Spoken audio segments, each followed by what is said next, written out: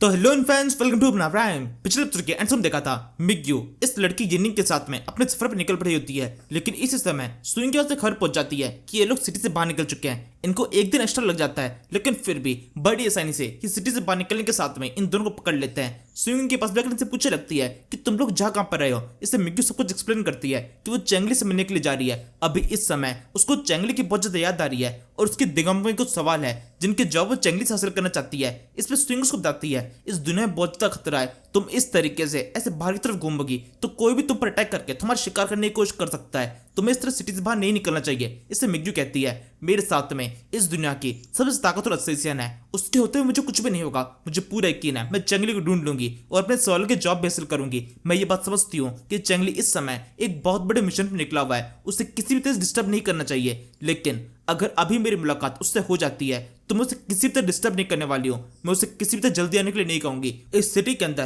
तुम्हारे ऊपर तो जिम्मेदारी है, टोर सिटी पूरी तरह तुम्हारे कंट्रोल में है। एक तरह से कहा जाए तो पूरी टोर सिटी तुम्हारी है, मेरा यहाँ पर करने के लिए कुछ भी नहीं है। और जो कुछ मेरा था वो इस समय इस सिटी के अंदर नहीं है, तो यहाँ पर इस सिटी के अंदर रहना ये मेरे लिए बिल्कुल भी ठीक नहीं। इस पे स्विंग वही बात बोलती है जो कि सब लोग बोलते हैं। वो कहने लगती है इस सिटी के अंदर तुम्हारा मेरा क्या, सब कुछ अपना सबका ही है, जो कुछ मेरा है वो सब कुछ तुम्हारा है, तुम्हें सिटी छोड़ के जाने की जरूरत नहीं है। स्विंग की इन बातों के अंदर मिग्यू बिल्कुल भी आती नहीं है, बिल्कुल स्मार्टली खेलती है। उससे बोलती है नहीं नहीं, ये सिटी तो तुम्हारी ही है, तुम्हारी इन बातों में नहीं आ सकती।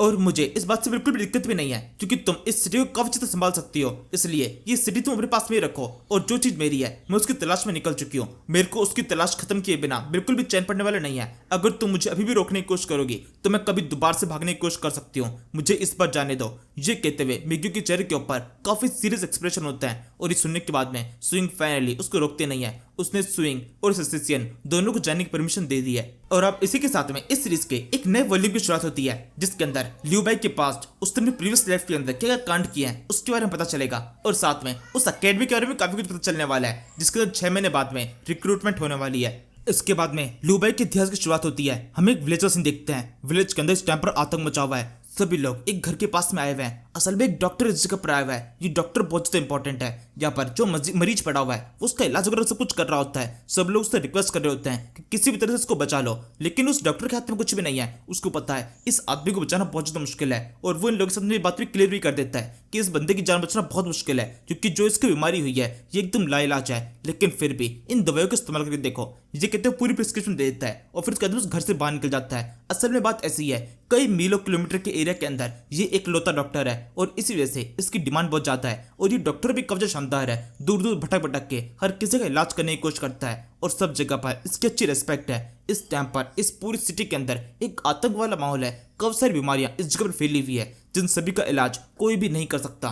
इस बंदे को समझ में नहीं आ रहा कि इसका इलाज किस तरह से करना चाहिए और इसके अलावा इसके पास में सामान की बहुत ज्यादा कमी है। जितने मेडिसिन इक्विपमेंट इसको चाहिए थे वो सब कुछ भी इसके पास में नहीं है क्योंकि ये बंदा बहुत गरीब है। जिन लोगों का इलाज कर रहा है वो बंदे बहुत ज्यादा गरीब है और इस वजह से इसको बिल्कुल पैसे मिलते नहीं है। इसी तरीके से निराश होते हुए आगे की तरफ बढ़ रहा होता है। हवा बहुत ज्यादा तेज चल रही होती है। उसी हवाओं के बीच में इसको एहसास होता है कि कोई है जो कि उस तरफ आ रहा है। और फिर उसके बाद में जब वो बंदा पास से पता नजर पड़ती है कि असल में चेंगली है। चेंगली के साथ में न्यू भी है जो कि अपने भैंस के ऊपर सवार है और पीछे की तरफ एक घोड़े के ऊपर लियू बाई अपने साथ की इस लड़की के साथ में है। लियू बाई के साथ में वो उसका मेडिकल इक्विपमेंट वगैरह सब कुछ होता है और जब ये डॉक्टर ये सब कुछ देखता है कि किसी बंदे के पास में मेडिकल इक्विपमेंट है तो थोड़ा और ढंग से उसको देखने लगता है क्योंकि उसको भी उसकी जरूरत थी। फिर वो उस बंदे पर समझ जाता है ये तो लियू बाई है। वो परेशान होने लगता है कि लियू बाई इस टाइम पर इस सिटी के अंदर क्यों आया है, ये एकदम गलत टाइमिंग है सिटी के अंदर दोबारा से लौटने की। और यही सोचते हुए ये लियू बाई के घोड़े के पीछे पीछे भागना शुरू कर देता है, लेकिन कुछ देर के अंदर वो कब्जा दूर निकल जाता है। और फिर इसके बाद में ये लोग मेन विलेज के अंदर पहुंचते हैं। यहाँ पर काफी सारे लोग हैं, सब जगह पर एक अच्छा माहौल है, बच्चे वगैरह सब कोई खेल रहे होते हैं। और इस पे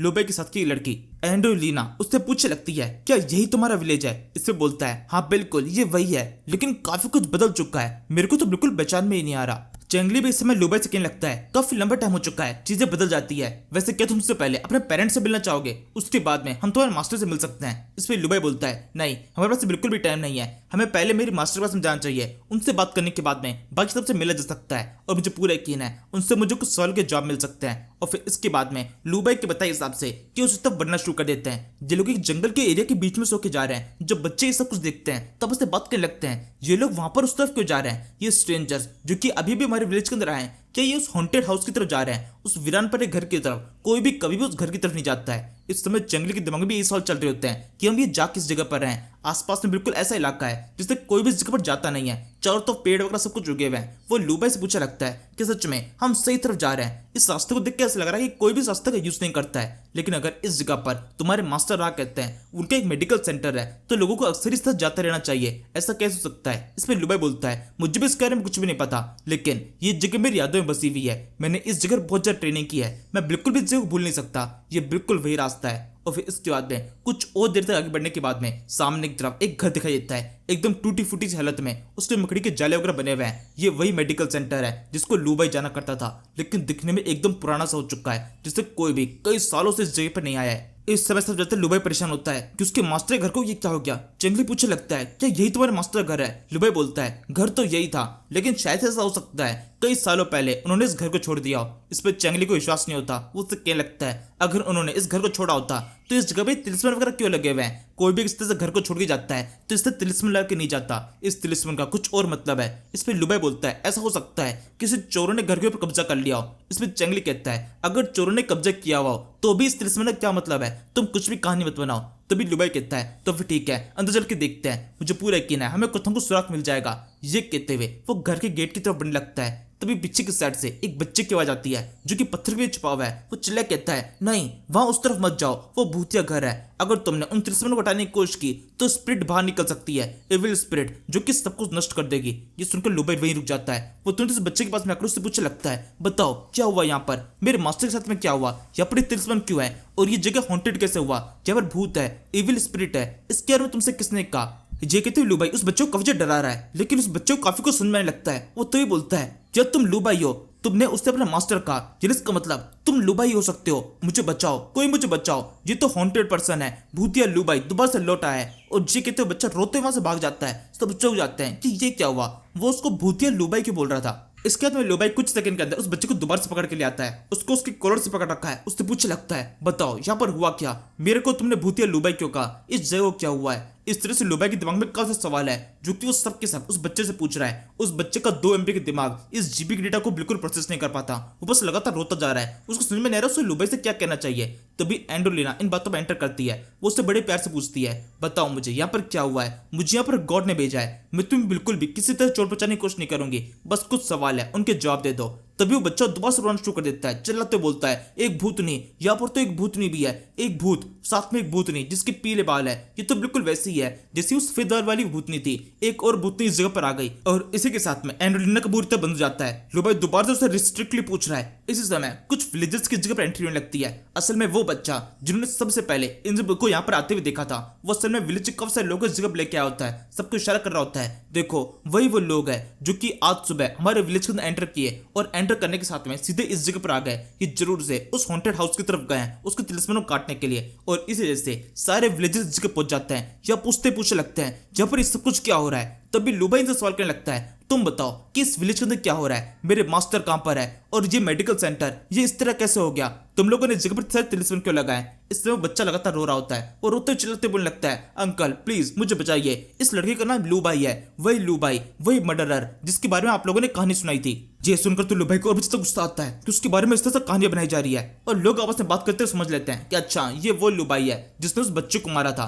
तभी एक बंदा आगे बढ़ते बोलता है अच्छा लुबाई तो तुम वापस आ चुके हो। लुबाई जब इस आदमी को देखता है तो बिल्कुल उसे देखता रह जाता है। इस समय चेंगली को स्क्रीन विंडो चोरी होती है जिसपे लिखा हुआ है ये बंदे का नाम लियू होंग है और ये लुबाई का फादर है, काफी अच्छा मार्शल आर्टिस्ट है और 42 साल का है। लियू होंग आगे बोलता है तुमने पिछली बार इस विलेज को छोड़ा था जब तुम्हारी वजह से कब से लोग यहाँ पर जान चली गई थी। तुमने उन लोगों को मारकर इस विलेज से भागना सही समझा। तुम एक भगोड़े हो, तुम्हें दोबारा से इस विलेज के अंदर नहीं लौटना चाहिए था। तुम्हें हमेशा हमेशा के लिए हमारे विलेज से बैन कर दिया गया है। तुम्हें यहाँ पर नहीं आना चाहिए, ये जगह तुम्हारे लिए नहीं है। तुम जैसे घटिया जीव हमारे विलेज के अंदर एंटर करें ये हम बिल्कुल बर्दाश्त नहीं करेंगे। लेकिन फिर भी अगर तुम यहाँ पर माफी मांगने के लिए आए हो तो फिर ठीक है, हम तुम्हारी माफी को एक्सेप्ट कर सकते हैं। तुम्हें सबके सामने आकर अपनी हर एक गलती को एक्सेप्ट करना पड़ेगा। जब लियू होंग ये बोल देता है उसने अपने बेटे को सबके साथ माफी दिलाने का एक मौका छोड़ा है। इस समय बाकी जो विलेजेस होते हैं उसको इस बात बिल्कुल पसंद नहीं आती। वो लियू होंग से बोलने लगता है नहीं ये बिल्कुल भी ठीक नहीं है, इसको बिल्कुल माफ नहीं किया जाना चाहिए। ये बंदा ये बहुत ज्यादा घटिया किस्म का इंसान है, इसके ऊपर इविल स्पिरिट का कब्जा है। ये चाहे कुछ भी कर ले हमेशा गलत ही होगा। इसकी गड़बड़ों का शिकार हम पहले भी कई बार बनते आए, मुझे पूरा यकीन है। अगर हमने दोबारा से इसको माफ कर दिया तो इसकी गड़बड़ी दोबारा से कब से बढ़ने लगेगी और हमारे विलेज के अंदर कब से लोग मर जा सकते हैं। एक दूसरा बंदा बोलता है बिल्कुल ये ठीक कह रहा है, इसके आने से हमारे विलेज के अंदर दोबारा से मौत का नंगा नाच शुरू हो जाएगा, कब से लोग यहाँ पर मारे जाएंगे। जब इस तरीके से अपनी तीसरी बुराई को लुबाई लगातार सुन रहा होता है, उसे कब से बुरा लग रहा है। उसके फादर भी सबको रोकने के लिए कुछ भी कह नहीं रहे हैं। उसकी सारी यादें याद आने लगती है कि किस तरीके से पिछली बार सब कुछ हुआ था, सभी लोग उसकी इस तरह से इंसल्ट कर रहे थे और अभी भी बिल्कुल वैसे हो रहा है। इतने साल बीत चुके हैं लेकिन फिर भी वो नफरत बिल्कुल भी खत्म नहीं हुई है। ये उसका अपना विलेज है लेकिन इसके बावजूद भी उसके विलेज का कोई भी बंदा उसके लिए स्टैंड नहीं ले रहा है, सबके सब उसकी इंसल्ट किए जा रहे हैं। इनफैक्ट उसके फादर भी इस समय शांत खड़े हुए हैं। तभी चैंगली आगे बढ़कर उसके लिए स्टैंड लेता है। वो समझ जाता है अब तक लुबाई जितना कुछ भी कर सकता था उतना वो कर चुका है, अब उसको मदद की जरूरत है। चैंगली से कंधे पर हाथ रखते हुए बोलता है मेरे दोस्त इतना काफी है, अब इसके आगे मैं संभालता हूँ। चैंगली इस समय क्या सब कुछ कहता है वो पता चलेगा अगले एपिसोड में। फिलहाल के लिए इस एपिसोड पे खत्म कर देते हैं। Thank you for watching. तू मेरा बेटी तुझे अपनी बेटी तू है, समंदर सी दुनिया भावना में बह गया मैं।